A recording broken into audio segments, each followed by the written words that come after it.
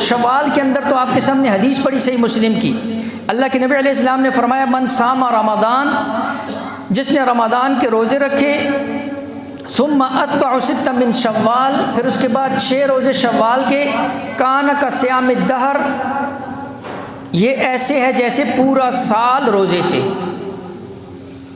اور اس کی وجہ کیا ہے؟ اللہ رب العزت فرماتے ہیں من جاء بالحسنہ فلہ عشر امثالھا، جو ایک نیکی لے کر آئے گا اللہ 10 دے گا، جو ایک لے کر آئے گا اللہ 10 نیکی عطا فرمائے گا۔ لہٰذا جس نے 1 ماہ رمضان کا روزہ رکھا یہ ایسے ہے جیسے 10 مہینے، اور پھر اس کے بعد 6 روزے، تو ایک روزے کا بدلہ جو ہے وہ اللہ 10 کے برابر دے گا۔ لہٰذا یہ کتنے؟ یہ 60 روزے، 6 روزوں کا بدلہ اللہ 60 کے برابر دے گا، تو 2 ماہ یہ ہو گئے، 10 وہ 2 یہ، پورا سال اللہ پاک روزے کا اجر اس کے اعمال نامے میں لکھ دے گا۔ تھوڑی سی تکلیف، تھوڑی سی مشقت، اور پھر مسلسل نہیں رکھنے، آج رکھ لو، تھوڑا سا موسم ٹھنڈا ہے پھر رکھ لو، پھر رکھ لو، ترتیب سے نہیں، یہ نہیں کہ لگاتار، آدمی بیچ میں وقفہ بھی کر سکتا ہے جتنی آسانی ہو۔ اور اسی طرح اللہ کے نبی علیہ الصلوۃ والسلام ہر ماہ کی 13، 14، 15 ان کو ایام بیج کہا جاتا ہے۔ ابن ماجہ کی روایت، حضرت ابو ذر غفاری رضی اللہ تعالیٰ عنہ راوی، فرمایا من صام من کل شہر 3 ایام فذلک صیام الدہر، جس نے ہر ماہ 3 روزے رکھے وہ ایسے ہے جیسے ساری زندگی روزہ رکھنے والا۔